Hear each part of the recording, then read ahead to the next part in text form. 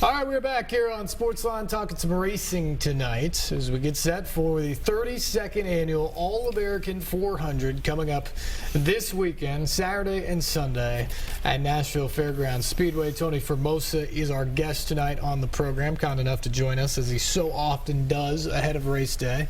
Phone lines are open, 737-7767 if you would like to join the program as well. Ben has called in. Ben, good evening. What's your question for Tony? Hello, Ben. This is Dan. Yeah. Hey, how you doing? Go ahead. I was actually calling in trying to buy tickets. I want to come to this. All right, Tony. Let him know what he needs to do. Well, you can check us. You can check us out. Go to our website at www.fairgrounds Nashville. It has all the ticket information and scheduling information. Or you can call Speedway office tomorrow at 615-254-1986 and talk to the one of the secretaries, one of the people that answer the phone, and they'll give you all the information on buying tickets. You can buy them online, or you can come to the office and buy them also. You can also get them day of. Yeah, that sounds great. yeah. Hey, I am totally excited. I just moved to Nashville, and I love racing, especially when it's this right here, and I'm coming. I'm coming to see you guys. Well, I guarantee you, this is one you will not want to miss, because this will be the big one. So give us a call tomorrow, and we'll be glad to serve you. Thank you, guys. Thanks, Thank Ben. you. We appreciate the call. It is the Super Bowl of short track racing, so it is certainly one that people want to mark their calendar for. Just a little more information out there. $10 general admission tickets on Saturday, $15 for the big day on Sunday with the finals, the Pro Late Model, Super Late Model, the big races there.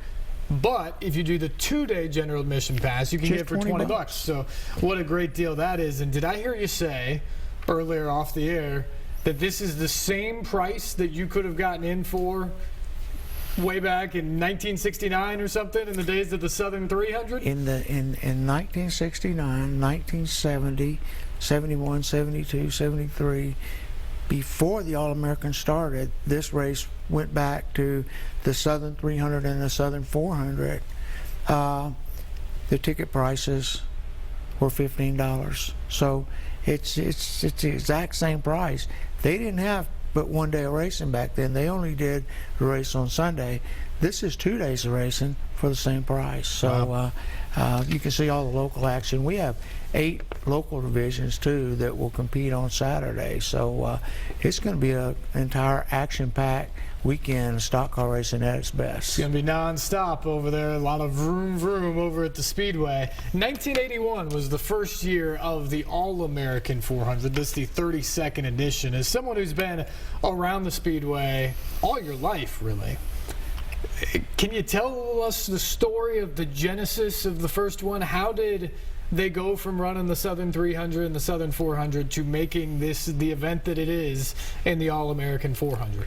Well, basically what happened on that, you had 2 different divisions of late model cars. You had a sanctioning body that was ASA, and they were from the north. They occupied the northern states and the eastern states and whatnot. And then you had the late Bob Harmon that started the All-Pro series in the South. So what happened was Rex Robbins, who was the promoter of ASA, and Bob Harmon, who was the promoter of All-Pro in the South, they got together and they said, hey, let's just have a Super Bowl, kind of like the NFL and the AFL, and let's have a meeting grounds right here in Nashville, Tennessee, and we'll call it the North versus the South, the Civil War on wheels. The northern cars carried the N on their side of their car, the southern cars carried the S, and let me tell you, they went at it. And the best of the best from the north versus the best of the best from the south, and it was one whale of a show. Lots of paint swapping. It was that. It was that. The greatest names, and back then it was televised event, and you just had the Southern guys like Darrell Waltrip and Gary Ballou and versus guys like Rusty Wallace and Mark Martin. You know, there were so many names that got their start in this race. But not only that, but it brought so much revenue to the city, so many people. It was just so unique that that the state of Tennessee was surrounded by all of these northern and from the east and the southern states too. So you had so many people coming. I can remember when you had to get there really early that morning to get a seat. 32nd annual All-American 400 coming up this weekend, but there have been some different ways to run this race over the years, different styles, how many laps would be where, the pit stops, things like that.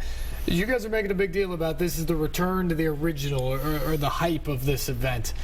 How do you plan to do that, besides the pit stops that we talked about earlier? Well, in the past, we have called this the All-American 400 weekend because we did it started on Friday and went to Saturday and then rolled into Sunday.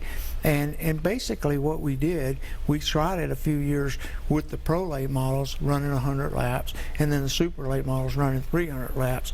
And with those two accompanying each other, we called it the All-American 400. But that wasn't the real All-American 400, and we had people that voiced their opinions of that. Come on, you know. I'm sure.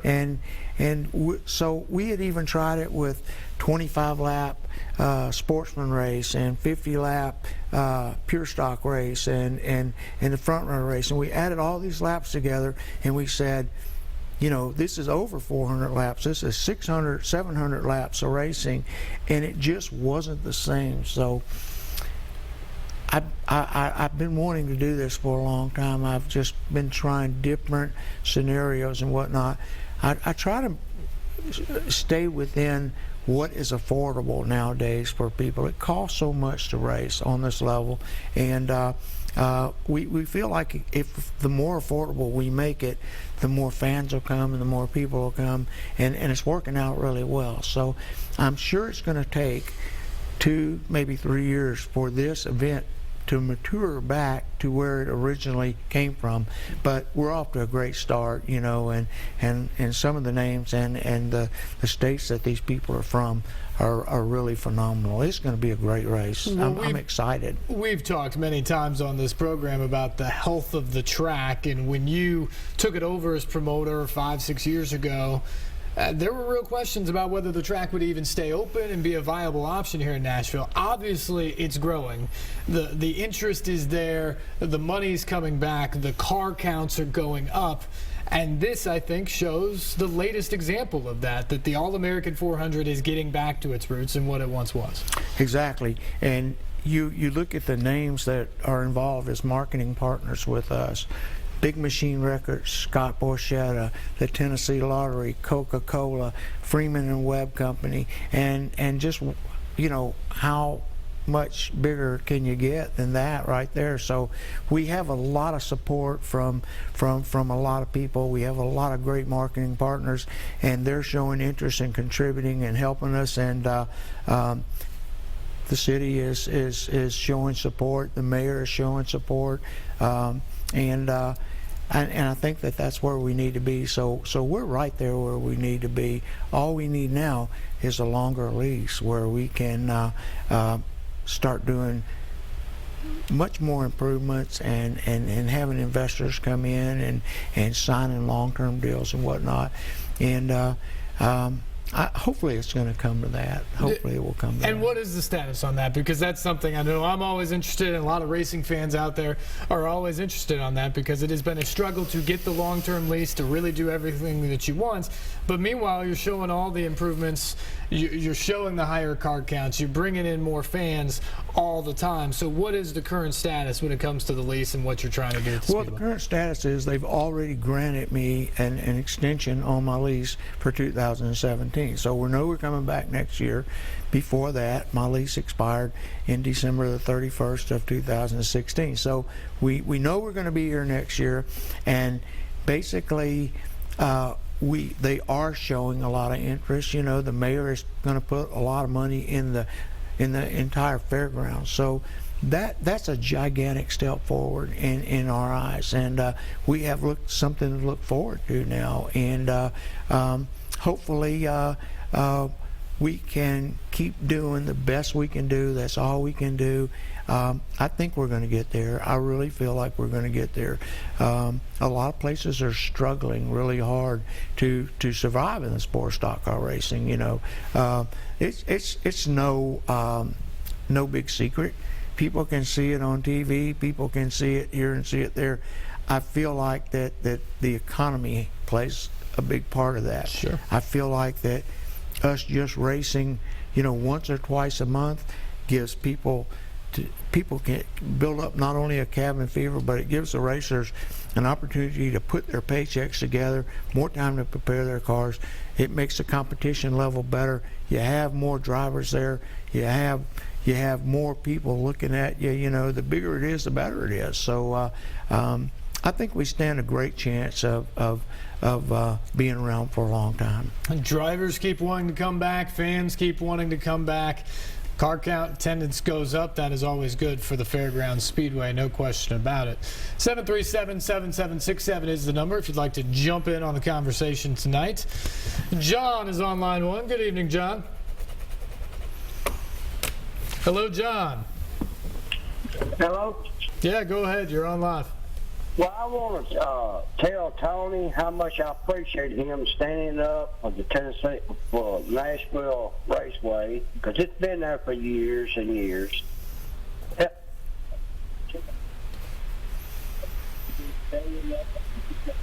Keep going, John. Yeah, and he has worked hard to keep that track going, and that's part of my history. I've been going there since I was 5 or 6 years old. And Yeah. I think anybody ought to have a chance to keep that track. I think Tony should have it, Give Tony a chance, and I really appreciate you, Tony, for standing up for the fairgrounds and working hard to keep it. Well, thank you very much for. Thanks, John. Thank you very much for calling and your comment. And it has been, it is, for 43 years I raced at the Speedway. Never was a shadow of a thought that one day I may become the promoter of a great Speedway like that. Sure. It just kind of happened overnight. And, it's great to me and my family that we have had the opportunity. This will be our 7th year of being the promoters at the Speedway.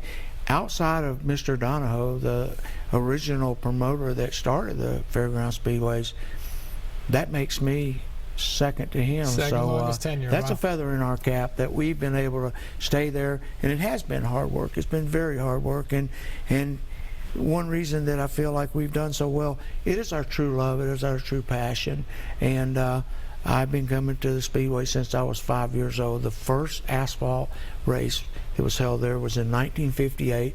That's the furthest memory I have of my childhood. I was just going to say, just like John, you grew up at this Speedway. You knew what it was all about and what these races meant to people, meant to racers like yourself. And now you've had the opportunity to be behind it and keep it going. That's got to just be a thrill. It is, and I learned a lot about politics too. I knew nothing about politics I can believe until they that. started talking about demolitioning the Speedway, and I said, hold on a minute, what's this? What's going on here? So there were a lot of people that showed their true support and their true passion, and like Mayor Berry said, we had no earthly idea there was this kind of passion and love for this facility. The people spoke, and now we're where we ought to be. It's a very passionate fan base, the sport of auto racing, Absolutely. stock car racing Absolutely. in particular, and the fans of the Fairgrounds Speedway. There are fans, you think of fans of drivers and fans of the sport, but there's fans of just this track, certainly around this area for sure. Let's try and sneak one more call in here. Let's go to Jason. Jason, hello. Hey, how you doing? Just wanted to tell Tony he does a great job. Bob Harmon would be proud of what you're doing for the track and trying to bring it back. Without you, I don't think we'd have that track for sure. But one of the greatest rules that was implemented at any short track that I ever attended was Nashville. They had a no spin rule back in the, I think it was the early 90s, Tony, where you could bump and bang a guy all you wanted to and turn him sideways. But if he spun out, you have to go back there to the rear with him. And what that did, that rule helped create was wouldn't be no trouble after the races, because you knew if you spun him out, you had to go back there with That's him. exactly right. And so it's a lot easier to take getting spun out if you know that, hey, he's back here with me. So that's a rule that maybe you should implement again, because I sure did like it. It kept the trouble down on the racetrack and after the races with you doing that. And also, Tony, you got any good Dale Earnhardt stories of when he come and drove your race car? Man, Thank you. I really do. I could sit here for the next hour and tell you stories about Dale Earnhardt driving my car. He was I had an opportunity to meet him in the late 70s, and we became very good friends. And when Dale Earnhardt came to Nashville and drove my car, we worked together for 2 or 3 days, and when he left, it seemed like he was the type of guy that it was just a great guy to work with. You felt like you had known Dale Earnhardt all your life after you worked with him for the weekend. So there was when he came here in 1987, he had already won the championship, and I think there were like 4 races left in the Winston Cup Series, is what it was at that point. And Dale had such a points lead; he had already won the Winston Cup point standings, and I made my deal with Gary Baker and whatnot for Dale to come here and drive the car, and we've been talking, working, and he was really fast in the car, and about 15 minutes before the drivers' meeting, he said, "Hey, they had put a bunch of so much to lead each lap, just like the All-American 400." He said, "Hey, we haven't talked to you about this lap money here.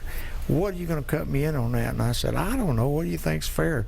Why don't you just let me have the tire money?" He said, "Okay. Why don't you just let me have the lap money?" He said, "Okay, you want the lap money? Fine. I won't lead any laps." I said, "No, wait a minute. Wait. You lead all the laps you want to, and we'll split that up. We'll split the lap money up." And he had the race won, and right there at the end, the GM was furnishing my valves for my engines, and they had a bad run of valves, and we cracked a valve, but other than that, Dale would have won the race.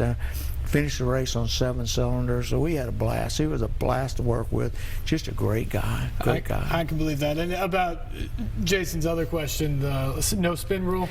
Actually, we have the no spin rule in effect. Really? If you're leading and I'm behind you, or we are racing for 7th place or 8th place, and I spin you out, you go to the rear, I'm going with you. If you're the leader and I spin you out, sometimes if we have what they call a tap out rule, and this is a kind of a new deal, but if you're leading and I spin you out, I come back around and I tap my hand on the roof of my car, that means I'm admitting guilt. I did it deliberately.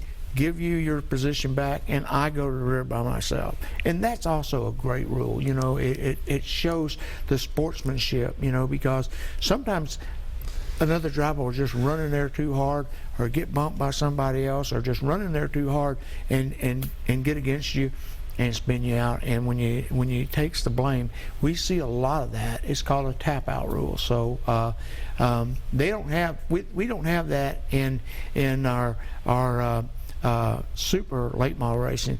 I'm going to talk to Ricky Brooks, our head, my competition director, and see that he'll probably enforce the tap out rule along with the no spin with the spin out rule. So interesting stuff. Huge weekend coming up at Fairground Speedway, the 32nd annual All-American 400. Tony Formosa is our guest. Phone lines still open if you'd like to get in on the discussion. We've got to take a break. We'll come back, chat more about the weekend, some of the drivers, some of the big names you might see or hear from this weekend. Stay tuned. More SportsLine on the way.